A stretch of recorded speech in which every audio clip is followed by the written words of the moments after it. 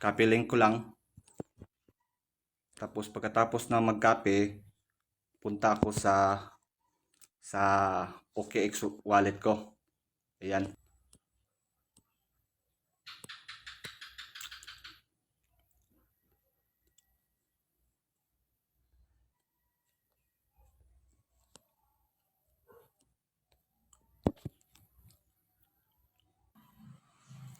Ayan, dito na tayo. Login natin yung account sa NodePay.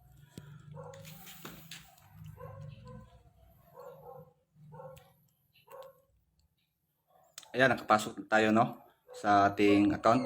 So, bale, unang gawin nyo, dito sa may baba ng tatlong dot, gawin natin to desktop. So, switch natin to desktop mode. Ayan, naka-desktop mode tayo. So, wait lang natin.